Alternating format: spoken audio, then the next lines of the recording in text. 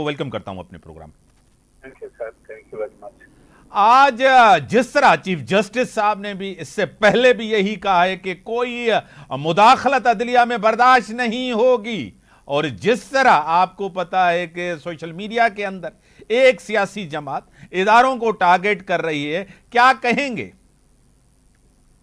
देखिए, ये बात तो है कि अदलिया का अदारा है वो एक आजाद अदारा होना चाहिए, और हमें इस बात की कोशिश करनी चाहिए कि किसी भी सूरत में अपने आईनी इदारों को इस अंदाज से क्रिटिसाइज ना करें सही, जिसका नुकसान हमारे इदारों को पहुंचे। आप इख्तलाफ कर सकते हैं, तरीकाकार पे इख्तलाफ कर सकते हैं, सारा कुछ हो सकता है, लेकिन ये जो तरीकाकार है वो मेरे नजदीक कोई मुनासिब नहीं है। आजकल आप जो सूरत हाल है देखें, आज पूरा दिन मेरे ख्याल में ऑनरेबल सुप्रीम कोर्ट ने केस चलाया है सही, जो इस्लामाबाद हाई कोर्ट के जज साहबान ने लेटर लिखा था उस जिले में। बहुत अच्छी बात हो रही है कि मुमकिन है कि ऑनरेबल सुप्रीम कोई ना कोई जजमेंट ऐसा दे जो फ्यूचर के लिए सदेबाब हो सके। लेकिन सवाल ये पैदा होता है कि हमारे वो इदारे जो वक्तन फवक्तन अदलिया के मामले में अगर मदाखलत करते हैं तो क्या आईनी एतबार से उनको किसी किस्म का कोई हक हासिल है? मेरे नजदीक आईनी एतबार से उनका कोई हक हासिल नहीं है। वो एग्जेक्टिव का एक हिस्सा है, और एग्जेक्टिव का हिस्सा होने के नाते वो आईनी इदारों के मामला में कहीं मदाखलत नहीं कर सकते। हम वकला बरादरी ये चाहते हैं कि हमारी अदलिया मुकम्मल तौर पे आज़ाद हो, लेकिन माजी में हमने देखा है कि आज दिन तक वक्तन फवक्तन क्या कोई इस हकीकत से इनकार कर सकता है कि इदारों ने अदलिया के मामले में मदाखलत नहीं की? हमेशा मदाखलत होती हुई आई, जिसका इतराफ मरहूम नसीम हसन शाह बैरिस्टर साबिक पाकिस्तान उन्होंने इतराफ किया। शौकत सिद्दीकी का मामला आपके सामने है, बाकायदा नाम लिया गया, उसके खिलाफ कोई कार्रवाई नहीं हो गई। ऐसे सूरत हाल में जब तक उन लोगों का जिनका आईनी तौर पर हमारे अदलिया के मामले में मदाखलत करने का कोई हासिल नहीं है, उनके खिलाफ अगर कार्रवाई नहीं होगी तो मामला चलेगा नहीं। लेकिन मेरा पॉइंट ऑफ व्यू ये है कि आइन का आर्टिकल 204 जो तौहीन अदालत का इख्तियार हर जज को हाई कोर्ट और सुप्रीम कोर्ट को देता है, अगर हाई कोर्ट लेवल पे या सुप्रीम कोर्ट लेवल पे वक्तन फवक्तन कोई इदारा इंटरफेयर करता है तो हमारी अदलिया के जज साहिबान ने उस आदमी के खिलाफ आइन के आर्टिकल 204 के तहत तौहीन अदालत की कार्रवाई क्यों नहीं की? अगर कार्रवाई कर लेते किसी एक बंदे के खिलाफ भी, तो जो हमारे 6 जज साहिबान ने खत लिखा शायद उसकी जरूरत नहीं पड़ती, उन लोगों को यह मैसेज मिल जाता कि भाई हम अदलिया के मामले में मुदाखलत करेंगे तो आईनी एतबार से वो हमें तौहीन अदालत में सजा भी दे सकते हैं, बंद भी कर सकते हैं, हमारे खिलाफ कार्रवाई भी कर सकते हैं। तो अगर उनके दिल में यह खौफ आ जाता तो शायद जो आज 6 जज साहिबान ने तहरीरी तौर पर शिकायत की, इसकी नौबत नहीं आती। तो अब जो सूरत हाल है वो मेरे नजदीक देखें, एक ऑनरेबल सुप्रीम कोर्ट के पहले 7 जज थे, एक जज साहब ने एलादगी का ऐलान कर दिया, 6 जज साहब बैठे हुए आप सुन रहे हैं। मेरा तो पॉइंट ऑफ व्यू ये था कि ये मामला इतना हसास है कि इसमें फुल कोर्ट अगर बैठ जाता तो ज्यादा मुनासिब था, और फुल कोर्ट को जजमेंट दे देता तो ज्यादा मुनासिब होता। लेकिन अगर ये 6 जज साहबान कोई बात सुनते हैं, कोई फैसला करते हैं, तो वो अपनी जगह पे होगा, लेकिन फुल कोर्ट का जब फैसला आ जाता है तो उसका मकसद कुछ और हो जाता है। और आज दिन पूरा प्रोसीडिंग के दौरान हमारे ऑनरेबल जजेस वक्तन फवक्तन अपनी ऑब्जर्वेशन देते हैं, ठीक है, लेकिन मैंने अपनी जिंदगी में ये देखा कि जो ऑब्जर्वेशन प्रोसीडिंग के दौरान आती है, जब फाइनल जजमेंट आता है तो वो जजमेंट के अंदर बाज़ औक़ात उसकी डिटेल मौजूद नहीं होती। तो मेरे नज़दीक हमारे मुल्क की बदकिस्मती है कि हमारे आईनी इदारे एक दूसरे के मामला में मुदाखलत करते हैं। वो लोग जिनको आइन के आईनी तौर पर कोई इख्तियार नहीं, वो सबसे ज्यादा सियासत में वो मुदाखलत करते हैं। सियासतदानों में इत्तेफाक राय नहीं है।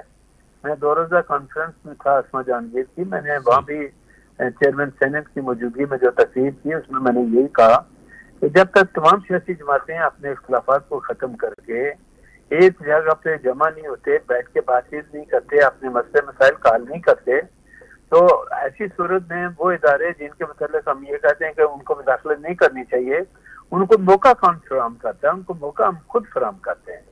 और वो मौका किस लिए हम फ्राहम करते हैं कि हमारी सियासी जमातों में इत्तेफाक राय नहीं है, और इत्तेफाक राय ना होने की वजह से सूरत वक्तन खराब होती है। तो मैं आपके प्रोग्राम के हवाले से फिर एक दफा आपसे ये बात कहता हूँ कि सियासतदानों से बाशमूल मैं अपनी जमात के मैं तमाम से अपील करता हूँ कि आप जो मर्जी करें, एक दूसरे को गालियां दें, जलसे करें, जुलूस निकालें, जो आपका आईनी हक है, लेकिन हम जब आपको इलेक्ट करके पार्लियामेंट के अंदर भेज देते हैं तो मसले मसाइल का हल पार्लियामेंट से बढ़कर कोई इदारा नहीं हो सकता। आप वहां बैठ के क्यों अपने मसलों का हल क्यों नहीं निकालते? आप वहां बैठकर ये तय क्यों नहीं करते, कानून साजी क्यों नहीं करते कि वो इदारे जो आईनी तौर पर जिनका कोई रोल नहीं है सियासत में, वो वक्तन फक्तन जो दूसरे आईनी इदारों के मामला में मुदाखलत करते हैं, उसके लिए कानून साजी क्यों नहीं करते? तो मेरे ख्याल में जो हमारे इदारे हैं, हमने तो पाकिस्तान को मजाक बना दिया। हर आदमी अपने हिसाब से चलता है, अपने हिसाब से बात करता है, और आज की जो माशी सूरत हाल है आपके सामने है, लॉ एंड ऑर्डर सिचुएशन आपके सामने यासीन साहब एक सवाल, आपको पता है आप भी खुल के बात करते हैं, हम भी खुल के आपसे सवाल करते हैं, और आप पार्टी लाइन और पार्टी पॉलिसी को नहीं देखते, हकीकत को बयान करते। एक ही घर से दो वजीर आजम, यानी कि एक तो शहबाज शरीफ साहब भाई हैं मियां साहब के, और दूसरे आपको पता है रिश्तेदार हैं, करीबी रिश्तेदार हैं, नायब वजीर आजम इसाक डार साहब। अब जिस तरह सीनियर रहनुमा, बहुत ही आप भी उनको अच्छी तरह जानते हैं, सरदार मेहताब अब्बासी साहब, उन्होंने कहा है कि खुद बैठ के सियासी फैसले करते हैं घर में, ये सियासी जमात तो नहीं है, लिमिटेड कंपनी है। क्या कहेंगे एडवोकेट साहब? जहाँ तक मेहताब अब्बासी साहब मेरे लिए इंतहाई काबिल एहतराम है, उनके बयान को इसलिए मैं नहीं देता कि आजकल चूंकि पार्टी से उनका इख्तिलाफ राय है। सही। और ये जो डिप्टी प्राइम मिनिस्टर बना, ये पहली दफा नहीं बना, ये 5वां आदमी बना है तकरीबन। हाँ। पर आपको याद होगा कि पीपल्स पार्टी के दौर में परवेज अलाई भी बना, बेगम नुसरत भट्टो भी बनी, बहुत सारे लोग बने।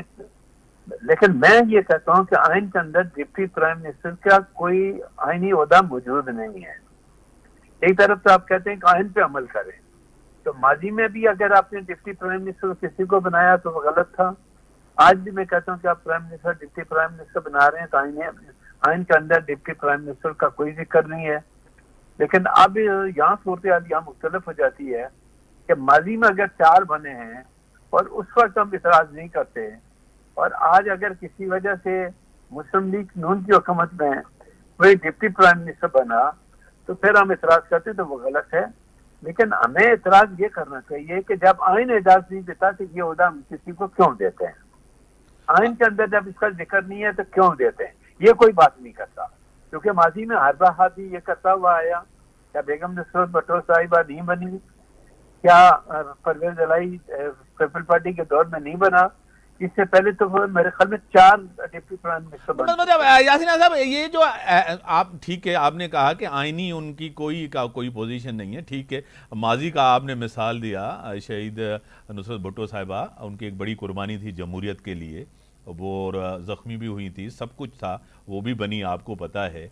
लेकिन आपको पता है कि आज के हालात में नून लीग के लोग एतराज़ कर रहे हैं कि नून लीग के रिश्तेदारों में से नायब वजीर आजम बना। एक वजह क्या है? दूसरा, मियां साहब क्योंकि वजीर आजम नहीं बने, पार्टी सदारत भी अब उनको दी जाएगी कि पार्टी को मजबूत किया जाए। आपको पता है इरफान सिद्दीकी साहब ने एक बयान दिया था, आपको याद होगा कि मियां साहब खुद नहीं बनना चाहते थे वजीर आजम, लेकिन राना सनाउल्लाह ने कहा नहीं, इरफान सिद्दीकी साहब की यह बात सही नहीं है कि मियां साहब वजीर आजम नहीं बनना चाह रहे थे। क्या कहेंगे?